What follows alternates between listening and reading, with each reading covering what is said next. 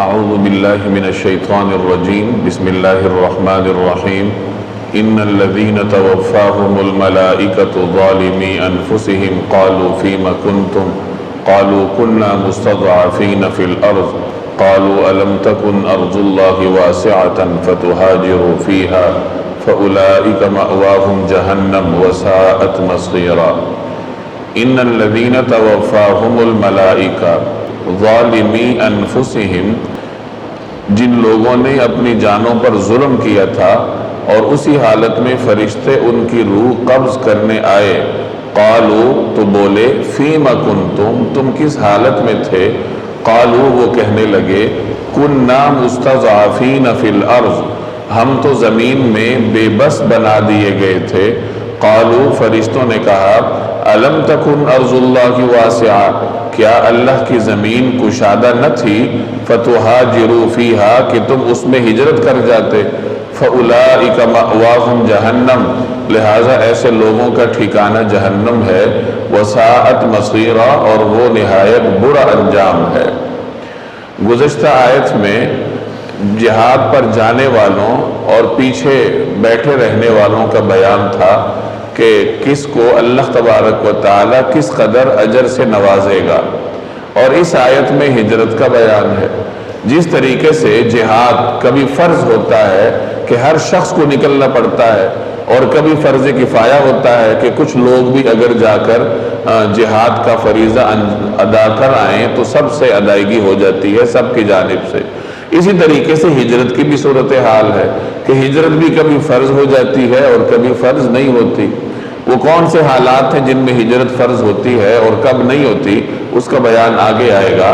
لیکن جس طریقے سے جہاد کبھی فرض ہوتا ہے کبھی نہیں ہوتا، اسی طریقے سے ہجرت کی بھی صورتحال ہے کہ کبھی فرض ہوتی ہے اور کبھی نہیں ہوتی۔ تو اس مناسبت سے جہاد کے بعد ان آیات میں اللہ تبارک و تعالی نے ہجرت کے حکم کو بیان فرمایا۔ ہجرت کا مطلب ہوتا ہے اپنا گھر بار اللہ کی رضا کے لیے، دین کی حفاظت کے لیے چھوڑنا۔ مقامات وطن جس جگہ پہ انسان قیام پذیر ہوتا ہے اس کے مختلف نوعیتیں ہوتی ہیں۔ بعض اوقات انسان کسی ایسے وطن میں قیام پذیر ہوتا ہے جہاں کفر کا غلبہ ہے، نظام بھی کفریہ ہے، ماحول بھی کفریہ ہے،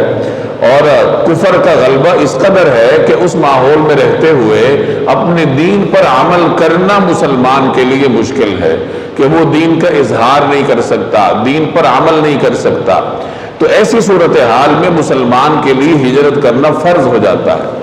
اور اگر کوئی ایسی ریاست ہو، کوئی ایسا وطن ہو جہاں غلبت و غیر مسلم طاقتوں کا ہے، غلبت و کفریہ طاقت کا ہے، لیکن وہاں مسلمانوں کو رہنے میں آزادی ہے، اور مسلمانوں کی مذہبی آزادی کو حکومت اس میں کوئی مداخلت نہیں کرتی، تو ایسی غیر مسلم ریاست سے ہجرت کرنا فرض نہیں ہوتا، کیونکہ وہاں مسلمان آسانی کے ساتھ اپنے دین پر عمل کر سکتا ہے۔ اور بعض اوقات پھر ایسے حالات میں وہاں رہنا پسندیدہ ہوتا ہے کہ کوئی ایسا غیر مسلم ماحول ہے جہاں مسلمان آسانی کے ساتھ اپنے دین پر عمل کر سکتا ہے، دین کا کام کر سکتا ہے، تو اس کے لیے اس جہت سے وہاں رہنا پسندیدہ ہوگا کہ اس کے وہاں رہنے سے اسلام پھیلے گا، لوگوں کو اسلام کا تعارف ہوگا اور اسلام پھیلتا رہے گا۔ اگر اس جہت کو دیکھا جائے تو وہاں رہنا پسندیدہ ہوگا، اور اگر دوسری جہت دیکھ لی جائے کہ انسان ایسے ماحول میں رہے جہاں اس کے چاروں طرف دین کا غلبہ ہو، ماحول ایسا دینی ہو جو اسے دین کی طرف راغب کرے، تو اس جہت سے پھر وہ اسلامی ملک میں رہے تو وہ اس کے لیے پسندیدہ ہوگا۔ بہرحال یہ پھر اپنا اپنا ذوق ہے، انسان خود فیصلہ کر سکتا ہے کہ مجھے کہاں رہنا چاہیے، غیر مسلم ریاست میں جہاں پہ دین پہ آسانی سے عمل ہو سکتا ہے اور میری وجہ سے وہاں دین بھی پھیلے گا، اور یا پھر میں کسی اسلامی ریاست میں رہوں۔ تو بہرحال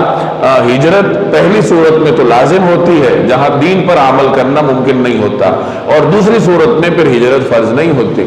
جناب رسول اللہ صلی اللہ علیہ وسلم نے جب مسلمانوں کو مکہ سے مدینہ ہجرت کرنے کا حکم دیا تو وہ ایسے حالات تھے کہ مکہ میں رہتے ہوئے مسلمانوں کے لیے دین پر اعلان عمل کرنا ممکن نہیں تھا، اور مکہ والوں پر حجت بھی تام ہو چکی تھی، ہر دلیل سے انہیں سمجھایا جا چکا تھا۔ اور اس سے مزید یہ کہ مسلمانوں کو ایک ایسے خطہ زمین کی ضرورت تھی جہاں وہ آزادی کے ساتھ رہ سکیں اور اپنے لیے ایک الگ اسلامی معاشرے کی تشکیل کر سکیں۔ تو ان مصالح کے پیش نظر رسول اللہ صلی اللہ علیہ وسلم نے صحابہ کو ہجرت کرنے کا حکم دیا۔ تو مکہ مکرمہ سے ہجرت کرنا مدینہ منورہ کی طرف اس زمانے میں فرض تھا، اور اسی فرض کی ادائیگی کے لیے تمام صحابہ نے ہجرت کی۔ البتہ کچھ حضرات ایسے تھے جو ہجرت کرنے پر قدرت نہیں رکھتے تھے، خاندان کی وجہ سے یا کسی بھی اور وجہ سے انہیں قید میں ڈالا گیا تھا یا ظلم و جبر کا شکار تھے، جس کی وجہ سے وہ باوجود خواہش کے بھی ہجرت نہ کر سکے، تو وہ معذور کے حکم میں تھے، اور باقی تمام حضرات نے مدینہ منورہ کی جانب ہجرت کر کے اس فریضے کو ادا کیا۔ تو اس آیت میں ہجرت کے بارے میں ذکر ہے کہ جو لوگ قدرت رکھنے کے باوجود غیر مسلم ریاست سے ہجرت نہیں کرتے، جب ان پہ ہجرت فرض ہو چکی ہو تو گویا کہ وہ فرض کو ترک کرنے کے مجرم ہوں گے، اور پھر ان سے اللہ جل جلالہ کے دربار کے بارگاہ میں باز پرس ہوگی۔ ان الذین توفاہم الملائکہ، توفا کہتے ہیں پورا لینا، اور موت پر بھی اس کا اطلاق ہوتا ہے۔ تو توفاہم الملائکہ کا مطلب فرشتے روح قبض کرنے آئے جن لوگوں کی، اور وہ کون لوگ ہیں؟ ظالمی انفسہم، کہ انہوں نے اپنی جانوں پر ظلم کیا تھا۔ ظلم کرنے سے مراد یہاں پر گناہ ہے، فرض کا ترک کرنا ہے۔ آدمی نماز چھوڑے، روزہ چھوڑے، شرک کا ارتکاب کرے تو گویا وہ خود اپنی جان پہ ظلم کر رہا ہے کہ اپنے آپ کو نقصان میں ڈال رہا ہے۔ ان الشرک لظلم عظیم، کہ شرک سب سے عظیم ظلم ہے۔ تو گناہ پر بھی ظلم کا اطلاق ہوتا ہے۔ یہاں اپنے آپ پر ظلم کرنے سے مراد کہ انہوں نے ہجرت نہیں کی، باوجود یہ کہ ان پہ ہجرت فرض تھی، تو گویا کہ وہ فرض کو ترک کرنے کے مجرم تھے اور اپنی جانوں پہ ظلم کرنے والے تھے۔ تو جن لوگوں نے اپنی جانوں پر ظلم کیا تھا اور اسی حالت میں فرشتے ان کی روح قبض کرنے آئے، تو فرشتوں نے کہا، قالو، کہا، فیم کنتم، تم کس حالت میں تھے، یعنی تم نے ہجرت کیوں نہیں کی؟ قالو، وہ بولے، کنا مستضعفین فی الارض، کہ ہم تو زمین میں بے بس بنا دیے گئے تھے کہ ہم ہجرت نہیں کر پائے۔ قالو، فرشتوں نے کہا، الم تکن ارض اللہ واسعہ، کہ اللہ کی زمین کشادہ نہ تھی، فتہاجروا فیہا، کہ تم اس میں ہجرت کر جاتے۔ یعنی ہجرت سے ان کو کوئی رکاوٹ نہیں تھی کہ ظلم کوئی ہو یا ان کے اوپر کوئی قید و بند کی صعوبتیں ہوں جن کی وجہ سے وہ ہجرت نہ کر پائے، تو فرشتے ان سے کہیں گے کہ اللہ کی زمین تو کشادہ تھی، اگر اپنے علاقے میں دین پر عمل کرنا تمہارے لیے ممکن نہیں تھا تو تم اس کو چھوڑ کے اللہ کی زمین میں کہیں اور چلے جاتے۔ اللہ کی زمین تو کشادہ ہے، تم نے ہجرت کیوں نہیں کی؟ اور چونکہ انہوں نے فرض چھوڑا تھا تو اس کے بارے میں آگے مذکور ہے، فَأُولَٰئِكَ مَأْوَاهُمْ جَهَنَّمْ، لہٰذا ایسے لوگوں کا ٹھکانہ جہنم ہے، وَسَاءَتْ مَصِيرًا، اور وہ نہایت برا انجام ہے۔ جو شخص فرض کو چھوڑتا ہے تو گویا وہ ایک بڑے جرم کا ارتکاب کرتا ہے، اور اس جرم کا خمیازہ پھر جہنم کے عذاب کی شکل میں بھگتنا ہوگا۔ إِلَّا الْمُسْتَضْعَفِينَ مِنَ الرِّجَالِ وَالنِّسَاءِ وَالْوِلْدَانِ لَا يَسْتَطِيعُونَ حِيلَةً وَلَا يَهْتَدُونَ سَبِيلًا فَأُولَٰئِكَ عَسَى اللَّهُ أَن يَعْفُوَ عَنْهُمْ وَكَانَ اللَّهُ عَفُوًّا غَفُورًا۔ إِلَّا الْمُسْتَضْعَفِينَ مِنَ الرِّجَالِ وَالنِّسَاءِ وَالْوِلْدَانِ، البتہ وہ بے بس مرد، عورتیں اور بچے، لا یستطیعون، جو استطاعت نہیں رکھتے تھے، حیلتن، کسی تدبیر کی، ولا یہتدون سبیلا، اور نہ کوئی راستہ پاتے ہیں۔ البتہ وہ بے بس مرد، عورتیں اور بچے جو ہجرت کی کوئی تدبیر نہیں کر سکتے اور نہ کوئی راستہ پاتے ہیں، فَأُولَٰئِكَ عَسَى اللَّهُ أَن يَعْفُوَ عَنْهُمْ، چنانچہ پوری امید ہے کہ اللہ ان کو معاف فرما دے، وَكَانَ اللَّهُ عَفُوًّا غَفُورًا، اور اللہ بڑا معاف کرنے والا، بہت بخشنے والا ہے۔ میں نے پہلے عرض کیا کہ ہجرت اس پر فرض ہوتی ہے جو کہ جہاں کہ اس علاقے میں اس کے دین کو خطرہ ہو، وہ دین پہ عمل نہیں کر پا رہا اور ہجرت کرنے کی استطاعت بھی رکھتا ہے۔ جو آدمی استطاعت نہیں رکھتا کسی بھی وجہ سے، ظلم کی وجہ سے، قید و بند کی وجہ سے، معاشرتی دباؤ کی وجہ سے، یا اس کے پاس اخراجات ہی نہیں ہیں سفر کے، تو ایسے آدمی کو پھر معذور کے حکم میں سمجھا جاتا ہے۔ اس کا حکم ہے یہاں۔ پچھلی آیت میں فرمایا کہ جو لوگ ہجرت نہیں کرتے باوجود استطاعت رکھنے کے، تو وہ ان کا ٹھکانہ جہنم ہے۔ اب اس سزا سے ان لوگوں کو مستثنا کیا گیا اس آیت میں جو کسی عذر کی وجہ سے ہجرت نہیں کر پائے. اور وہ کون لوگ ہیں؟ یعنی مرد ہیں، عورتیں ہیں یا بچے ہیں. وہ مرد اور عورتیں جو بے بس بنا دیے گئے، جو کسی وجہ سے ہجرت نہیں کر پا رہے، اور نہ تو وہ کوئی تدبیر کر سکتے ہیں کہ اپنے لیے سفر کا کوئی بندوبست کر لیں، اور نہ ہی وہ کوئی راستہ پاتے ہیں، یعنی کسی بھی وجہ سے وہ استطاعت نہیں رکھتے کہ اس ماحول سے نکل کے اپنے آپ کو کسی اور علاقے کی طرف لے کر جائیں. تو مجبوری کی وجہ سے یہ معذور کے حکم میں ہے، اور امید ہے کہ اللہ تبارک و تعالی ان کو معاف فرمائے گا کہ فرض کو تو ترک کیا ہے لیکن کسی عذر کی وجہ سے کیا ہے. وَمَن يُهَاجِرْ فِي سَبِيلِ اللَّهِ يَجِدْ فِي الْأَرْضِ مُرَاغَمًا كَثِيرًا وَسَعًا. جو شخص اللہ کے راستے میں ہجرت کرے گا، یجد فی الارض، وہ پائے گا زمین میں، مراغمن کثیرا وسعا، بہت جگہ اور بڑی گنجائش. جو شخص اللہ کے راستے میں ہجرت کرے گا وہ زمین میں بہت جگہ اور بڑی گنجائش پائے گا. وَمَن يَخْرُجْ مِن بَيْتِهِ مُهَاجِرًا إِلَى اللَّهِ وَرَسُولِهِ، اور جو شخص اپنے گھر سے نکلے اللہ اور اس کے رسول کی طرف ہجرت کرنے کے لیے، ثُمَّ يُدْرِكْهُ الْمَوْتُ، پھر اسے موت آ پکڑے، فَقَدْ وَقَعَ أَجْرُهُ عَلَى اللَّهِ، تب بھی اس کا ثواب اللہ کے ہاں طے ہو چکا. وَكَانَ اللَّهُ غَفُورًا رَحِيمًا، اور اللہ بہت بخشنے والا بڑا مہربان ہے. اس آیت میں دو باتیں ہیں. پہلی بات یہ ارشاد فرمائی گئی کہ جو شخص ہجرت کرے گا تو اللہ جل جلالہ اسے زمین میں بڑی گنجائش اور بڑی وسعت عطا فرمائے گا. جو شخص اللہ کے راستے میں قربانی دیتا ہے تو قربانی کا ثمرہ اسے ضرور ملتا ہے. چنانچہ ہجرت کا ایک ثمرہ یہ ہے کہ ہجرت خواہ مہاجر کسی بھی حالت میں کرے، وہ بے سر و سامانی کی حالت میں کرے گا، اپنا کاروبار، اپنا گھر بار سب کچھ چھوڑ کے دوسرے علاقے میں جائے گا تو اللہ تعالیٰ دوسرے علاقے میں اسے فراوانی عطا فرمائے گا. چنانچہ جن صحابہ کرام نے مدینہ منورہ ہجرت کی تھی، ابتدا میں تو انہوں نے فقر بھی برداشت کیا، فاقے بھی برداشت کیے، لیکن بعد میں اللہ تبارک و تعالی نے ان کے لیے وسعت کے اور فراوانی کے بڑے دروازے کھولے تھے. اور دوسری بات یہ بیان فرمائی گئی کہ جو شخص اللہ اور اس کے رسول کی طرف ہجرت کرنے کے لیے نکلتا ہے اور راستے میں کسی وجہ سے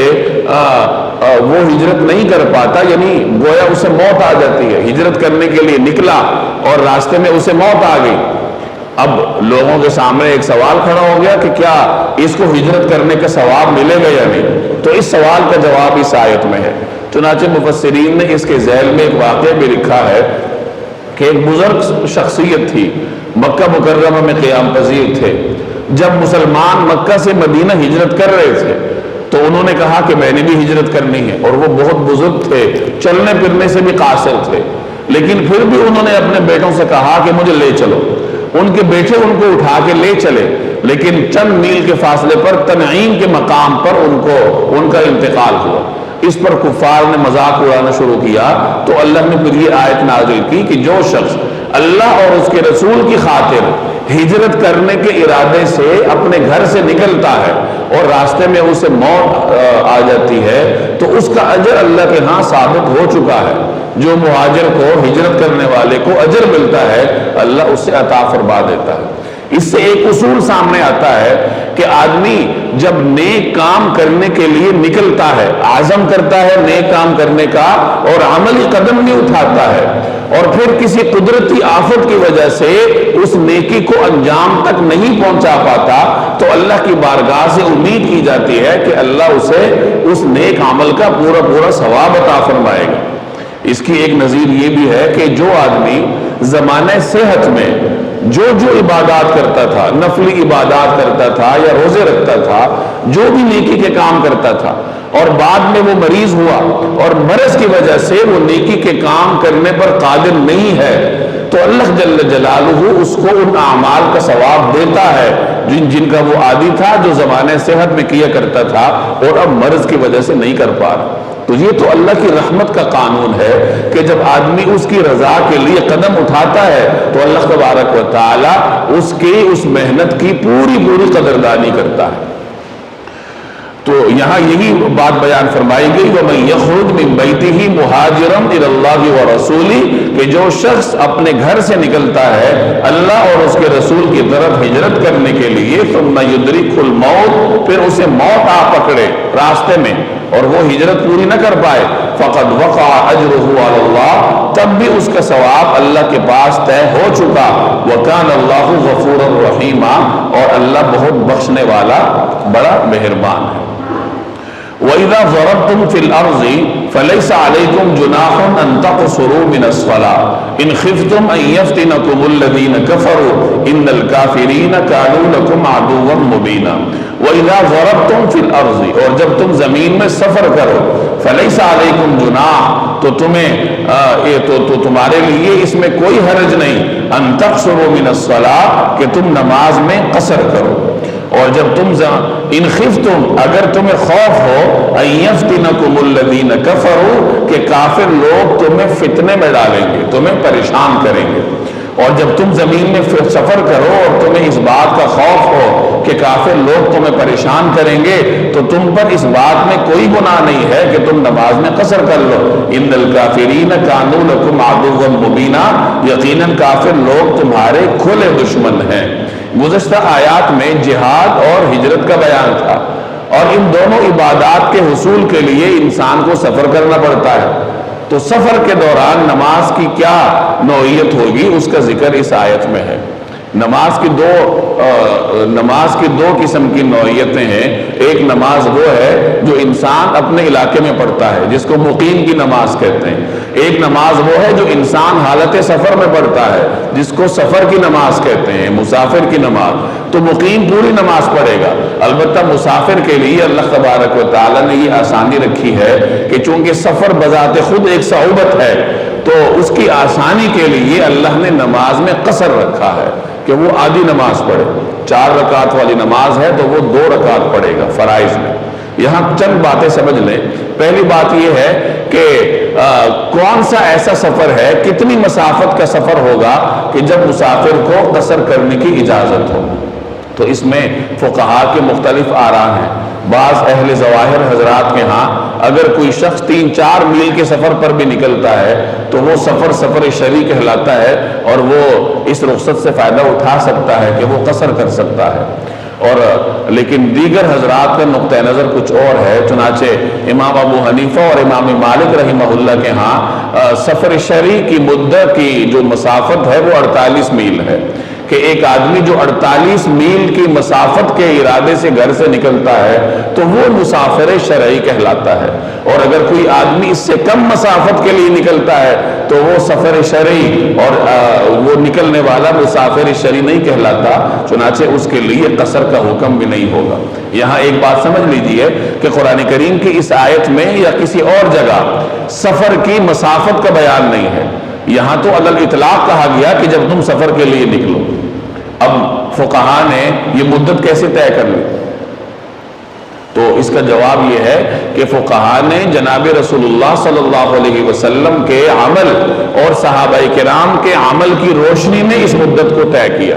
چنانچہ حضرت ابن عمر سے روایت ہے کہ ان سے پوچھا گیا کہ آپ قصر کب کرتے ہیں تو انہوں نے فرمایا تم نے سویدہ علاقہ دیکھا ہے جب ہم وہاں تک جانے کی نیت کرتے تھے تو پھر ہم قصر کیا کرتے تھے اسی طریقے سے مختلف آثار میں مختلف علاقوں کا بیان ہے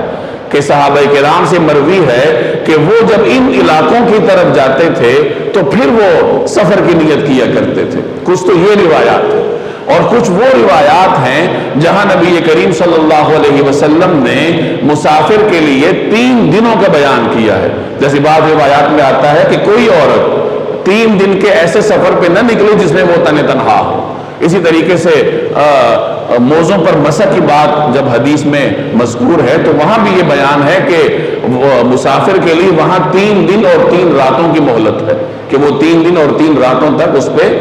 مسح کر سکتا ہے اور جو مقیم ہے وہ 1 دن اور 1 رات کرے گا تو مختلف روایات میں مسافر کے لیے 3 دنوں کا ذکر ہے ایک بات اور دوسری بات کہ وہ آثار جہاں پہ کسی خاص علاقے کا بیان ہے کہ کسی صحابی سے پوچھا گیا آپ قصر کب کرتے تھے، تو انہوں نے فرمایا کہ جب ہم اس علاقے کی طرف جاتے تھے یا اتنی مسافت پر نکلتے تھے پھر سفر کرتے تھے، اور وہ مسافتیں عام طور پر 3 دن میں طے ہوتی تھی۔ پھر اس روشنی میں فقہاء نے یہ طے کیا کہ سفر شرعی وہ ہے جو انسان کم از کم 3 دنوں میں طے کرے۔ اس زمانے میں جیسے جیسے زمانہ ترقی کرتا گیا ویسے ویسے امت کے فقہاء اور محدثین نے اسلام کے احکام کو لوگوں کے سامنے منضبط بنا کر پیش کیا۔ اب اس زمانے میں 3 دن اور 3 راتوں کا سفر تھا، اور اگر آج بھی وہی حکم ہوتا کہ جو شخص 3 دن کے سفر پہ نکلے گا تو اس کے لیے قصر کی اجازت ہوتی تو لوگ مشکل میں پڑ جاتے۔ تو اس مشکل کے پیش نظر پھر فقہاء نے یہ غور کیا کہ اس زمانے میں 3 دنوں میں ایک اوسط مسافر کتنا سفر کرتا تھا۔ لوگ مختلف ہوتے ہیں، کوئی جلدی سفر کرتے ہیں، کوئی بہت تاخیر سے کرتے ہیں، کوئی زیادہ قیام کرتے ہیں، کوئی بغیر وقفے کے سفر کرتے ہیں، لیکن ان سب کو ملا کر ایک اوسط تو نکالی جا سکتی ہے نا۔ تو یہ اوسط نکال کر پھر ہمارے لیے یہ قانون طے کر دیا گیا کہ 48 میل کا جو سفر ہے وہ سفر شرعی کہلاتا ہے، اور اس سے کم کے سفر کو سفر شرعی نہیں کہتے۔ یہ بہرحال فقہاء کے درمیان ایک مجتہد فی اور مختلف فی مسئلہ ہے، چونکہ جب حدیث میں وضاحت کے ساتھ مذکور نہیں ہے، نہ قرآن کریم میں وضاحت کے ساتھ مذکور ہے، بلکہ حضور صلی اللہ علیہ وسلم کے عمل اور صحابہ کے عمل پر غور کر کے کسی حکم کو نکالنا ہے، تو غور کرنے والے حضرات مختلف تھے اور مختلف حضرات کے مختلف نقطہ نظر ہیں۔ تو پہلی بات یہ کہ یہ جو قصر کی اجازت مسافر کو ہے تو کتنی مسافت طے کرنے والے مسافر کو ہے، تو اس کا جواب ہے 48 میل جو شخص طے کرے، اور کلومیٹر کے حساب سے 79 کلومیٹر بنتے ہیں، کم 80 کلومیٹر، کہ جو اتنی مسافت کے سفر کے لیے نکلے تو وہ شخص مسافر شرعی کہلاتا ہے، اور اس کو اجازت ہے کہ پھر وہ ان رعایتوں سے فائدہ اٹھائے اور قصر کرے۔ دوسرا سوال یہ ہے کہ کیا یہ قصر کرنا مسافر پر لازم ہے یا آپشنل ہے، کہ اس کا اختیار ہے کہ وہ چاہے تو پوری نماز پڑھے یا چاہے تو اپنے اختیار سے پوری پڑھ لے یا آدھی پڑھ لے۔ تو اس کی بھی وضاحت قرآن کریم میں نہیں ہے، اور حدیث میں بھی وضاحت کے ساتھ اس کا ذکر نہیں ہے۔ تو فقہاء نے رسول اللہ صلی اللہ علیہ وسلم کے مختلف ارشادات کی روشنی میں اس سوال کو حل کیا ہے۔ چنانچہ امام شافعی اور امام احمد رحمہ اللہ کے ہاں سفر مسافر کے قصر کرنا اس کے لیے آپشنل ہے، واجب نہیں ہے۔ اگر کوئی مسافر چاہے تو وہ پوری نماز پڑھ لے، اسے ثواب ملے گا، اور کوئی مسافر چاہے تو وہ قصر کر لے۔ لیکن امام ابو حنیفہ اور امام مالک رحمہ اللہ کے ہاں مسافر کے لیے قصر کرنا واجب ہے، اور ان کا نقطہ نظر یہ ہے کہ اگر کوئی مسافر نماز پوری پڑھے گا تو نماز تو اس کی ہو جائے گی، لیکن وہ گنہگار ہوگا، اس نے حکم کی خلاف ورزی کی۔ اور دلیل وہ یہ دیتے ہیں، حضرت عمر رضی اللہ تعالی عنہ کا قول نقل کیا جاتا ہے کہ یہ جو قصر ہے یہ اللہ جل جلالہ کی جانب سے صدقہ ہے جو اللہ اپنے بندوں کو دیتا ہے، لہٰذا اللہ کے صدقے کو قبول کرو۔ یہ اللہ کی جانب سے مہمان نوازی ہے، اور اللہ تبارک و تعالیٰ کے صدقے اور مہمان نوازی کو قبول کرنا یہ بندے کے اوپر لازم ہے، لہٰذا بندہ سفر کے دوران قصر کرنے پر مجبور ہے۔ تیسری بات یہ ہے کہ کس سفر کو سفر شرعی کا ٹائٹل دیا جاتا ہے، یا کون سے مسافر اس رعایت سے فائدہ اٹھا سکتا ہے۔ سفر 2 قسم کے ہوتے ہیں، ایک سفر وہ ہوتا ہے جو آدمی نیکی کے لیے کرتا ہے، کہ ایک آدمی جہاد کے لیے جا رہا ہے، علم کے لیے جا رہا ہے، یا اپنے کسی بڑے کی ملاقات کے لیے جا رہا ہے، تو یہ عبادات طاعات کا سفر کہلاتا ہے۔ اور ایک وہ آدمی ہے جو کسی برائی کی نیت سے جا رہا ہے، چوری کے لیے جا رہا ہے، کسی اور غلط کام کی نیت سے جا رہا ہے، مسافر تو وہ بھی ہے، تو نماز تو اس نے بھی پڑھنی ہے، تو کیا اس کو بھی یہ رعایت حاصل ہے؟ تو بعض ائمہ فرماتے ہیں کہ جو معصیت کا سفر ہے، معصیت کے سفر کرنے والے کو یہ رعایت نہیں ملے گی، اور دیگر حضرات فرماتے ہیں کہ نہیں، اللہ نے ہر مسافر کو یہ رعایت دی ہے، اس میں یہ بحث نہیں کی جاتی کہ یہ سفر کس نیت سے کر رہا ہے، جو کسی معصیت کے ارادے سے کر رہا ہے اس کو اپنی معصیت کا گناہ ملے گا، لیکن اگر وہ راستے میں نماز پڑھتا ہے تو نماز ایک الگ باب ہے، اور وہ قصر سے فائدہ اٹھا سکتا ہے۔ وَإِذَا ضَرَبْتُمْ فِي الْأَرْضِ، اور جب تم زمین میں سفر کرو، فَلَيْسَ عَلَيْكُمْ جُنَاحٌ، تو تمہارے اوپر اس بات میں کوئی حرج نہیں ان تقصروا من الصلاۃ کہ تم نماز میں قصر کرو. چونکہ آدھی نماز پڑھنے سے بعض لوگوں کے ذہنوں میں یہ گمان پیدا ہو سکتا ہے کہ کہیں ہمیں اس کا گناہ نہ ہو. تو اس سوال کا جواب اللہ نے دیا فلیس علیکم جناح کہ تمہارے اوپر کوئی حرج نہیں کہ تم نماز میں قصر کرو. یعنی نماز میں قصر کرنے سے تمہارے اجر میں کوئی کمی نہیں ہوگی بلکہ تمہیں اجر پورے کا پورا ملے گا. ان خفتم ان یفتنکم الذین کفروا اگر تمہیں یہ خوف ہو کہ کافر تمہیں فتنہ میں ڈال دیں گے. اب اگر اس جملے کو پچھلے جملے کے ساتھ جوڑیں, آیت کے اس حصے کو پچھلے حصے کے ساتھ جوڑے تو مفہوم یوں بنے گا کہ اگر تمہیں کافروں کی جانب سے کسی فتنے کا اندیشہ ہو اور تم زمین میں سفر کر رہے ہو پھر تم قصر کرو.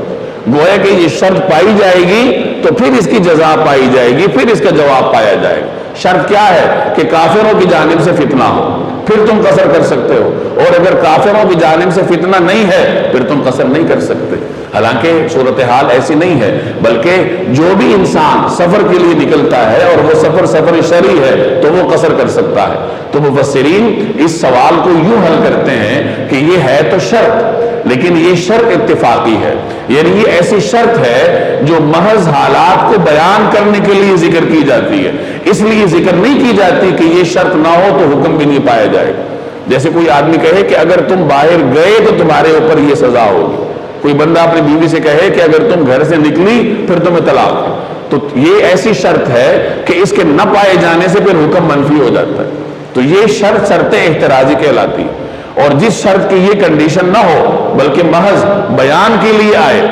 اور یہ مقصود نہ ہو کہ جہاں شرط نہیں ہوگی وہاں جواب بھی نہیں ہوگا, تو اس شرط کو شرط اتفاقی کہتے ہیں. تو یہاں بھی محض اتفاقی شرط ہے, چونکہ جس زمانے میں یہ آیت نازل ہوئی تھی یہ وہ زمانہ تھا جب مسلمان سفر پہ نکلتے تھے تو انہیں طرح طرح کے اندیشے ہوتے تھے کہ فلاں قبیلہ حملہ نہ کر دے, فلاں قوم راستے میں کوئی رکاوٹ نہ کھڑی کر دے. تو اس صورتحال کو بیان کرنے کے لیے اللہ نے یہ تعبیر اختیار فرمائی کہ اگر تمہیں فتنہ ہو. اس کا یہ مطلب نہیں ہے کہ اگر تمہیں فتنے کا اندیشہ نہیں ہے تو پھر تم قصر بھی نہ کرو.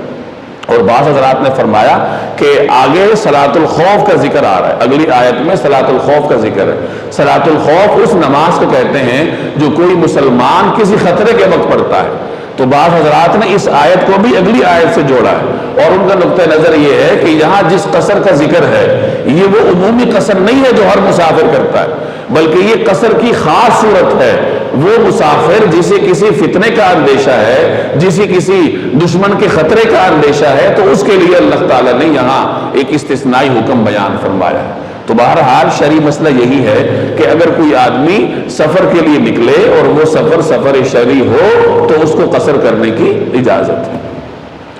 وَإِذَا كُنْتَ فِيهِمْ فَأَقَمْتَ لَهُمُ الصَّلَاةُ فَلْتَقُمْ طَائِفَةٌ مِّنْهُمْ مَعَكَ وَلْيَأْخُذُوا أَسْلِحَتَهُمْ فَإِذَا سَجَدُوا فَلْيَكُونُوا مِنْ وَرَائِكُمْ وَلْتَأْتِ طَائِفَةٌ أُخْرَى لَمْ يُصَلُّوا فَلْيُصَلُّوا مَعَكَ وَلْيَأْخُذُوا حِذْرَهُمْ وَأَسْلِحَتَهُمْ وَدَّ الَّذِينَ كَفَرُوا لَوْ تَغْفُلُونَ عَنْ أَسْلِحَتِكُمْ وَأَمْتِعَتِكُمْ فَيَمِيلُونَ عَلَيْكُمْ مَيْلَةً وَاحِدَةً وَلَا جُنَاحَ عَلَيْكُمْ إِنْ كَانَ بِكُمْ أَذًى مِّن مَطَرٍ أو كنتم مرضى أن تضعوا أسلحتكم وخذوا حذركم إن الله أعد للكافرين عذابا مهينا. وإذا كنت فيهم اور جب آپ ان کے درمیان موجود ہوں, جناب رسول اللہ صلی اللہ علیہ وسلم سے خطاب ہو رہا ہے کہ اے پیغمبر جب آپ ان کے درمیان موجود ہوں فَأَقَمْتَ لَهُمُ الصَّلَاةَ اور آپ انہیں نماز پڑھائیں فَلْتَقُمْ طَائِفَةٌ مِّنْهُمْ مَعَكَ تو مسلمانوں کا ایک گروہ آپ کے ساتھ کھڑا ہو جائے وَلْيَأْخُذُوا أَسْلِحَتَهُمْ اور اپنا ہتھیار ساتھ لے لے. فَإِذَا سَجَدُوا پھر جب یہ لوگ سجدہ کر چکیں فَلْيَكُونُوا مِنْ وَرَائِكُمْ تو یہ آپ کے پیچھے ہو جائیں. وَلْتَأْتِ طَائِفَةٌ أُخْرَى اور دوسرا گروہ آئے لَمْ يُصَلُّوا جس نے ابھی تک نماز نہیں پڑھی فَلْيُصَلُّوا مَعَكَ اور وہ آپ کے ساتھ نماز پڑھے. وَلْيَأْخُذُوا حِذْرَهُمْ وَأَسْلِحَتَهُمْ اور وہ اپنے ساتھ اپنے بچاؤ کا سامان اور اپنا ہتھیار ساتھ لے لے. وَدَّ الَّذِينَ كَفَرُوا یہ کافر لوگ چاہتے ہیں لَوْ تَغْفُلُونَ کہ آپ لوگ غافل ہو جائیں عن اسلحتکم اپنے ہتھیاروں سے وامتعتکم اور اپنے سامان سے فیمیلون علیکم میلۃ واحدہ تو وہ ایک دم آپ لوگوں پر ٹوٹ پڑے ولا جناح علیکم اور آپ لوگوں پر کوئی گناہ نہیں ان کان بکم اذن اگر آپ لوگوں کو کوئی تکلیف ہو من مطر بارش کی وجہ سے او کنتم مرضی یا تم بیمار ہو ان تضعوا اسلحتکم کہ تم اپنے ہتھیار رکھ دو وخذوا حذرکم ہاں اپنے بچاؤ کا سامان ساتھ لے لو ان اللہ اعد للکافرین عذابا مہینا بے شک اللہ نے کافروں کے لیے ذلت والا عذاب تیار کر رکھا ہے۔ اس آیت میں صلاۃ الخوف کا حکم مذکور ہے۔ صلاۃ الخوف ایسی نماز کو کہا جاتا ہے جو کہ کسی خوف کے عالم میں پڑھی جائے، چاہے وہ خوف کسی دشمن کا ہو، وہ خوف کسی درندے کا ہو، کسی بھی وجہ سے کوئی نماز پڑھنے والا جس نے جماعت کے ساتھ نماز پڑھنی ہے اور خوف کی فضا ہے تو ایسی حالت میں پھر صلاۃ الخوف کا حکم نافذ ہوتا ہے کہ پھر اس طریقے سے نماز پڑھی جاتی ہے۔ طریقہ کار کا خلاصہ یہ ہے کہ اگر مسلمانوں کا کوئی لشکر ہے دشمن کے مقابلے میں صف آ رہا ہے اور ان مسلمانوں نے ایک امام کے پیچھے نماز پڑھنی ہے تو اس کا طریقہ یہ ہوگا کہ امام نماز پڑھائے، اگر وہ 2 رکعت والی نماز ہے تو امام نماز پڑھائے گا اور لشکر 2 حصوں میں تقسیم ہو جائے گا، آدھا حصہ امام کے پیچھے نماز پڑھے گا اور آدھا حصہ مورچوں پر دشمن کا سامنا کرے گا۔ جو امام کے پیچھے نماز پڑھ رہا ہے پہلا گروہ وہ امام کے پیچھے 1 رکعت پڑھے گا، 1 رکعت پڑھ کر وہ مورچوں پر چلے جائے گا، امام اگلی رکعت کے لیے کھڑا ہو جائے گا اور یہ لوگ مورچوں پر چلے جائیں گے اور جو مورچوں والے تھے وہ آ جائیں گے، وہ امام کے ساتھ دوسری رکعت میں شریک ہوں۔ 2 رکعت والی نماز ہے تو امام 2 رکعتیں پڑھا کر سلام پھیر دے گا۔ اب ان دونوں گروہوں نے 1 رکعت پڑھی ہے، انہوں نے دوسری رکعت مکمل کرنی ہے تو دوسری رکعت کیسے مکمل کریں گے اس کا ذکر اس آیت میں نہیں ہے، چنانچہ فقہا کے مختلف آراء ہیں۔ بعض حضرات فرماتے ہیں کہ جو گروہ پہلا گروہ تھا جس نے پہلی رکعت پڑھی تھی وہ جب واپس جائے گا تو دوسری رکعت اپنے مورچوں پر ہی بعد میں پوری کر لے، اور جو دوسرا گروہ ہے یہ بھی اسی طریقے سے بعد میں الگ سے پوری کر لے۔ لیکن راجح نقطہ نظر یہ ہے کہ جب دوسرے گروہ نے 1 رکعت پڑھ لی، امام نے سلام پھیر دیا تو یہ دوسرا گروہ مورچوں پر جائے گا اور وہ جو پہلا گروپ تھا پہلا گروہ وہ آ جائے گا اور وہ آ کے وہیں کھڑے ہو کے اپنی دوسری رکعت پوری کرے گا، پھر وہ مورچوں پر چلا جائے گا اور وہ دوسرا گروہ آئے گا جس نے دوسری رکعت میں شرکت کی تھی وہ آ کر اپنی ایک بقیہ رکعت کو پوری کر لے گا۔ اس طریقے سے سب کی نماز پوری ہو جائے گی اور دشمن کی جانب سے کسی فتنے کا یا یکبارگی حملہ کرنے کا اندیشہ بھی نہیں ہوگا۔ یہ اس وقت ہے اگر 2 رکعت کی نماز ہو، اور اگر 4 رکعت کی نماز ہو پھر 1 کی بجائے 2 رکعتیں ہوں گی، یعنی پہلا فریق 2 رکعتیں پڑھے گا امام کے پیچھے، پھر وہ مورچوں پہ چلا جائے گا اور دوسرا فریق آ کے امام کے ساتھ اگلی 2 رکعتوں میں شریک ہوگا، امام سلام پھیر دے گا اور بعد میں پہلا گروہ آ کے 2 رکعتیں پوری کر لے گا اور ان کے جانے کے بعد دوسرا گروہ آ کر اپنی بقیہ 2 رکعتیں پوری کر لے گا۔ اس طریقے سے تمام مسلمانوں کی نماز پوری ہو جائے گی۔ اور میں نے عرض کیا کہ یہ اس صورت میں ہے کہ اگر تمام لشکر نے ایک امام کے پیچھے نماز پڑھنی، جیسے یہاں ہے وَإِذَا كُنْتَ فِيهِمْ کہ جب آپ ان کے درمیان، جب رسول اللہ صلی اللہ علیہ وسلم نماز کی امامت فرمائیں گے تو تمام مسلمانوں نے ان کے پیچھے نماز پڑھنی ہے۔ اسی طریقے سے اگر بعد کے ادوار میں بھی کوئی ایسی شخصیت موجود ہے کہ جس کے پیچھے تمام لشکری نماز پڑھنا چاہتے ہیں اور تمام لشکری ایک امام کے پیچھے ایک جماعت کے ساتھ نماز پڑھنا چاہتے ہیں تو اس صورت میں پھر یہ حکم ہوگا۔ اور اگر الگ الگ جماعتیں کروا سکتے ہیں، گنجائش موجود ہے تو پھر اس طریقہ کار کی ضرورت نہیں ہوتی، بلکہ پھر ایک جماعت، ایک فریق جو ہے وہ جماعت کروائے، اپنی پوری نماز پڑھے، باقی مورچوں پر رہیں اور وہ فریق واپس آ جائے اور دوسرا فریق جا کر پھر عام طریقے سے جماعت کی نماز میں شریک ہو جائے اور اپنی نماز پڑھ لے۔ یہ اس صورت میں کہ اگر موقع پر مختلف جماعتیں کروانے کی گنجائش موجود ہو۔ یہ صلاۃ الخوف کا حکم ہے۔ اس سے آپ اندازہ لگائیے کہ نماز کتنی اہم عبادت ہے جو اللہ نے کسی حال میں معاف نہیں کی۔ اگر صورتحال ایسی ہو کہ خوف کی فضا ہو تو اس صورت میں پھر صلاۃ الخوف کے حکم پہ عمل کیا جاتا ہے۔ لیکن اگر کوئی استثنائی صورتحال ایسی ہو کہ جہاں مسلمانوں کو پلک جھپکنے کا بھی فرصت نہ ہو تو وہاں پھر اگر مجاہدین نماز قضا کر لیں اس میں پھر کوئی حرج نہیں ہے، عذر ہے، پھر بعد میں وہ اس کو پوری کر لیں۔ جیسے غزوہ خندق کے موقع پہ صحابہ کرام کی 4 نمازیں قضا ہوئی تھی، کیونکہ وہ موقع ایسا تھا جہاں صحابہ کرام کو ایک لمحے کی بھی فرصت نہیں تھی، ہر وقت دشمن کی تیر اندازی کا اندیشہ تھا، تو وہاں مجبوراً نمازیں قضا ہوئی، اور پھر عشاء کی نماز کے بعد پھر صحابہ کرام نے اپنی پچھلی تمام نمازیں پوری کر لی۔ تو یہ مختلف حالات کے مختلف احکامات ہوتے ہیں۔ اگر حالات معمول کے مطابق ہیں تو اپنی اپنی طریقوں سے نماز پڑھیں جو معمول کا طریقہ ہے، اور اگر حالات غیر معمولی ہیں تو صلاۃ الخوف کے طریقے پہ عمل کر لیں، اور اگر حالات اتنے غیر معمولی ہیں کہ صلاۃ الخوف کے طریقے پہ بھی عمل نہیں کیا جا سکتا، تو ایسی صورتحال میں اگر مجاہدین کی نماز قضا ہو جائے تو وہ بعد میں پھر قضا کر لیں اور اللہ کے ہاں وہ معذور سمجھے جائیں گے۔ ایک جگہ صلاۃ الخوف کا حکم یوں مذکور ہے، فَإِنْ خِفْتُمْ فَرِجَالًا أَوْ رُكْبَانًا، اگر تمہیں خوف ہے، اندیشہ ہے، تو پھر تم کھڑے کھڑے نماز پڑھ لو یا سوار ہو کے نماز پڑھ لو۔ تو وہاں صلاۃ الخوف کا حکم اجمالی طور پر مذکور ہے کہ جہاں پہ کسی بندے نے تنہا نماز پڑھنی ہے وہ بھی صلاۃ الخوف ہی ہے،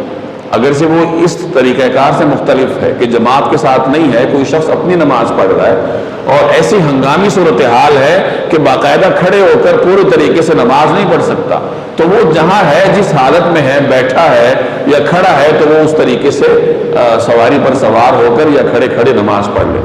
چلتے ہوئے نماز پڑھ سکتے ہیں یا نہیں غیر معمولی حالات میں، اس میں فقہا کا اختلاف ہے۔ بعض حضرات فرماتے ہیں کہ چلتے ہوئے نماز پڑھنے کی اجازت ہے، لیکن امام ابو حنیفہ رحمہ اللہ کے ہاں نماز کے لیے نماز کے دوران چلنے کی اجازت نہیں ہے، بلکہ یا کھڑے ہو کے نماز پڑھی جائے گی اپنے پاؤں پہ کھڑے ہو، اور یا پھر اگر کوئی سواری پر سوار ہے اور کسی خطرے کی وجہ سے اتر نہیں پا رہا تو وہ سواری پہ سواری کی حالت میں پڑھ لے، بہرحال چلتے پھرتے نماز پڑھنے کی اجازت نہیں ہے۔ تو وہ صلاۃ الخوف کی ایک جہت ہے، اس کا اجمالی حکم ہے، اور یہاں پھر اس کی تفصیل مذکور ہے کہ اگر ایک امام کے پیچھے جماعت کے ساتھ نماز پڑھنی ہو تو اس کا پورا طریقہ کار اللہ تبارک و تعالی نے یہاں بیان فرمایا۔ وَإِذَا كُنْتَ فِيهِمْ، اور جب آپ ان کے درمیان موجود ہوں، فَأَقَمْتَ لَهُمُ الصَّلَاةَ، اور انہیں نماز پڑھائیں۔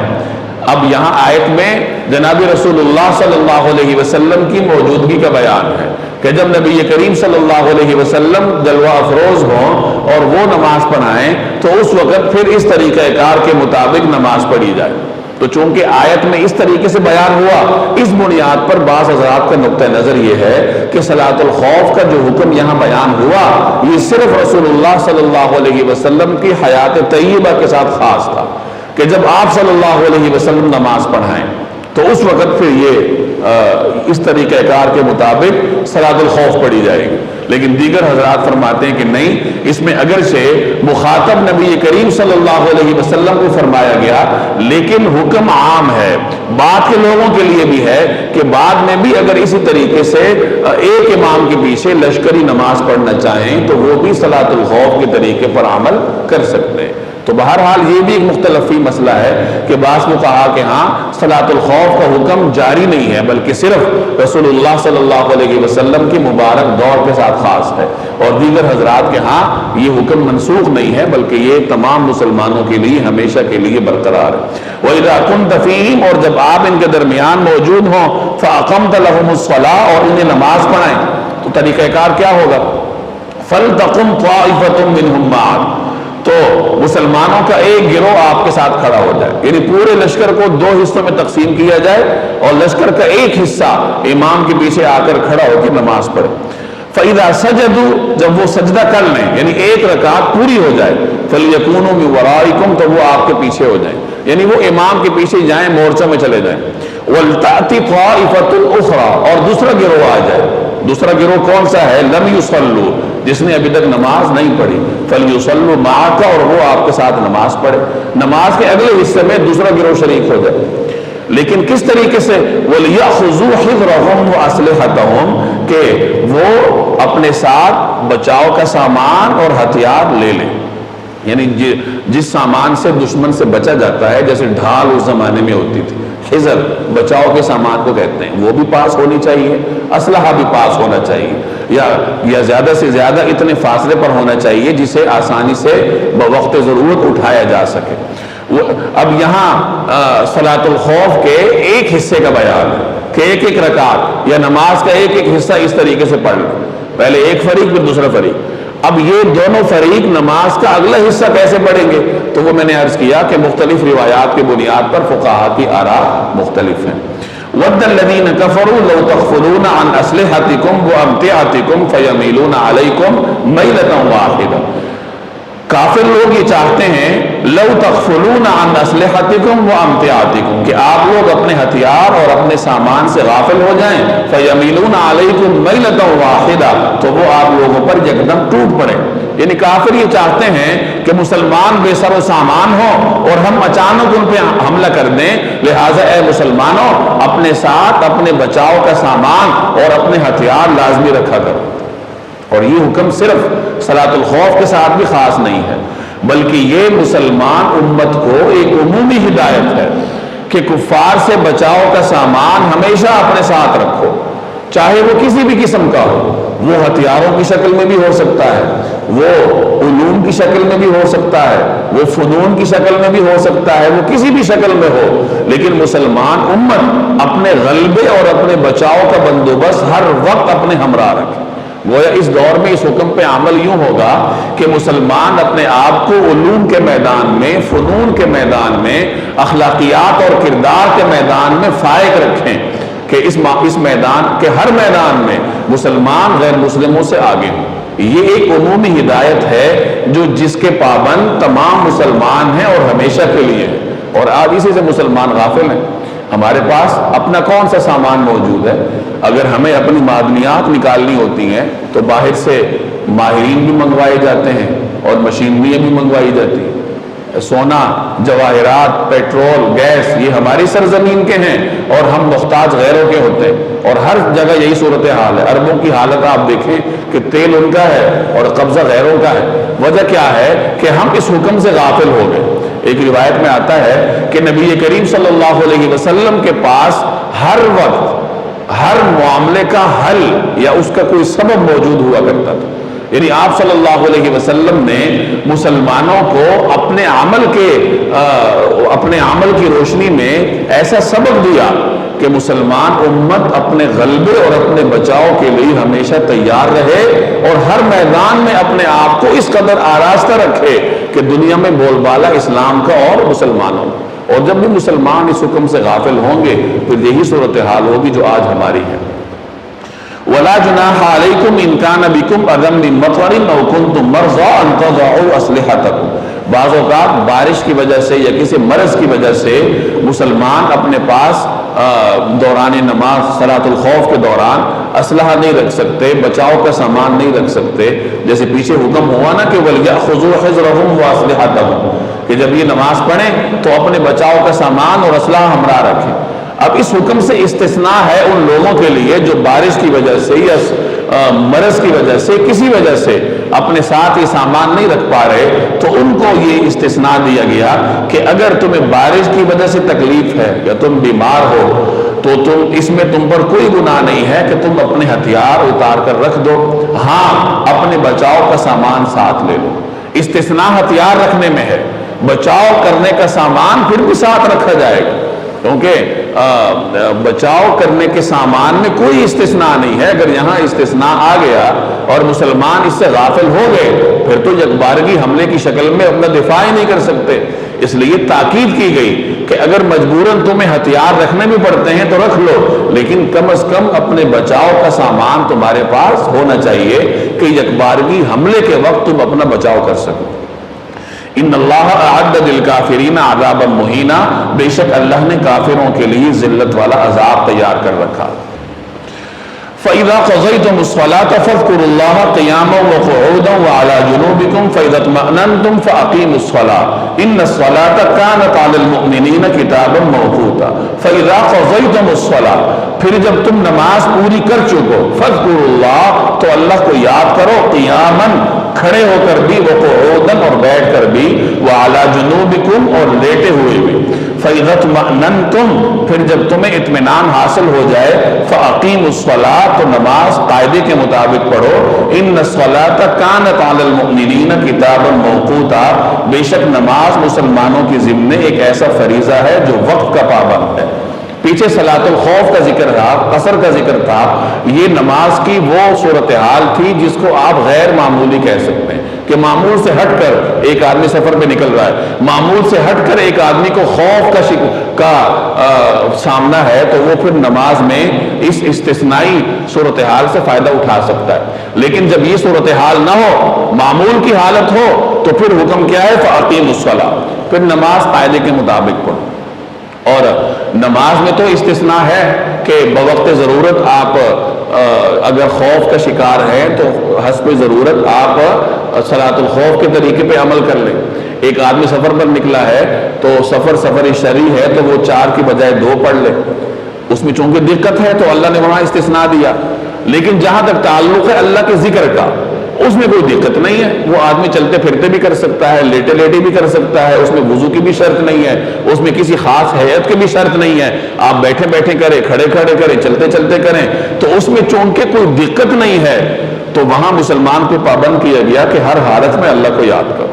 فَإِذَا قَضَيْتُمُ الصَّلَاةَ پھر جب تم نماز پوری کر چکو فَاذْكُرُوا اللَّهَ تو اللہ کو یاد کرو، کب؟ قیاماً وَقُعُودًا وَعَلَىٰ جُنُوبِكُمْ کھڑے ہوتے ہوئے بھی، بیٹھ کر بھی، پہلو کے بل لیٹے ہوئے بھی اللہ کو یاد کرو۔ رسول اللہ صلی اللہ علیہ وسلم کے بارے میں آتا ہے کہ آپ صلی اللہ علیہ وسلم ہر وقت اللہ کو یاد کرتے تھے۔ ذکر کی مختلف صورتیں ہوتی ہیں، ایک ذکر زبان سے ہوتا ہے اور ایک ذکر دل سے ہوتا ہے۔ زبان سے ذکر کیسے ہوتا ہے؟ جیسے انسان تلاوت کرتا ہے، درود شریف پڑھتا ہے، تسبیحات پڑھتا ہے، سبحان اللہ، الحمدللہ، کلمہ طیبہ کا ورد کرتا ہے، یہ زبان سے ذکر کرنے کی مختلف شکلیں ہیں۔ اور ایک ذکر دل سے ہوتا ہے۔ دل سے کیسے ذکر ہو؟ دل سے انسان اللہ کی نعمتوں کو یاد کرے، اللہ جل جلالہ کی قدرت پر غور کرے، جس کو قرآن کریم میں یوں تعبیر کیا جاتا ہے کہ غور و فکر کرو۔ عقل مند لوگ وہ ہیں جو ہر حال میں اللہ کو یاد کرتے ہیں، کہ اللہ کی نشانیوں پر غور کرتے ہیں، اس اپنے اوپر اللہ کی نعمتوں پر غور کرتے ہیں۔ اور یاد رکھیے قلبی ذکر ہر جگہ ہوتا ہے، زبانی ذکر میں زیادہ پابندیاں نہیں ہیں، لیکن کچھ پابندیاں ہیں۔ آپ بیت الخلاء میں زبان سے ذکر نہیں کر سکتے، قلبی ذکر میں یہ پابندی بھی نہیں ہے۔ ایک آدمی بیت الخلاء میں بیٹھ کر بھی قلبی ذکر کر سکتا ہے۔ قلبی ذکر کیسے کرے گا؟ وہ اللہ کی نعمت پر غور کرے کہ اللہ نے میرے اوپر فضل کیا کہ میں آسانی کے ساتھ بیت الخلاء سے فارغ ہو رہا ہوں۔ اگر میں کسی مشکل کا شکار ہوتا، کسی بیماری کا شکار ہوتا، یہ غلاظت میرے اندر رہ جاتی تو پھر کتنی مشکل مجھے ہوتی۔ تو آدمی وہاں بیٹھ کر اس طریقے سے اللہ جل جلالہ کو یاد کر سکتا ہے۔ ایک مسلمان کی یہ حالت ہوتی ہے کہ اس کا ہر سانس اللہ کا ذکر کرتا ہے۔ یہ بات میں نے عرض کیا کہ قلبی ذکر کی مختلف شکلیں ہوتی ہیں۔ قلبی ذکر کی ایک شکل یہ ہے کہ اللہ کی نعمتوں کو یاد کیا جائے، اور دوسری شکل مختلف طریقوں سے ہوتی ہے کہ بعض صوفیاء کے ہاں سانس کے ذریعے بھی ذکر ہوتا ہے، کہ وہ اللہ سانس کے ذریعے کرتے ہیں، کہ اندر کھینچتے ہوئے اللہ کے ال کا تصور کرتے ہیں اور باہر نکالتے ہوئے ہو کا تصور کرتے ہیں، زبان سے نہیں، تصوراتی دنیا میں۔ اور اس کی اتنی مشق ان کو ہو جاتی ہے کہ پھر سانس، ان کا کوئی سانس اللہ کے ذکر سے خالی نہیں ہوتا۔ وہ چاہے چل پھر رہے ہوں، چاہے وہ سوئے ہوئے ہوں، وہ کھانا کھا رہے ہوں، وہ کہیں پر بھی ہوں، لیکن ان کا سانس جو ہے وہ چلتا ہے اللہ کی ذکر سے اور اللہ کی یاد سے، ان کا دماغ معمور ہوتا ہے۔ اور دوسری بات یہ بیان فرمائی گئی کہ نماز ایک ایسا فریضہ ہے جس کا مخصوص وقت ہے۔ نماز کا وقت شروع ہوتا ہے پھر ختم ہو جاتا ہے، یعنی نماز کے اپنے اوقات ہیں، اور انہی اوقات کے اندر رہ کر مسلمان نماز پڑھتا ہے۔ ایسا نہیں ہو سکتا کہ نماز کا وقت نہ ہو اور آدمی نماز پڑھے، بلکہ بر وقت نماز پڑھنی ہوتی ہے۔ وَلَا تَهِنُوا فِي ابْتِغَاءِ الْقَوْمِ إِن تَكُونُوا تَعْلَمُونَ فَإِنَّهُمْ يَعْلَمُونَ كَمَا تَعْلَمُونَ وَتَرْجُونَ مِنَ اللَّهِ مَا لَا يَرْجُونَ وَكَانَ اللَّهُ عَلِيمًا حَكِيمًا۔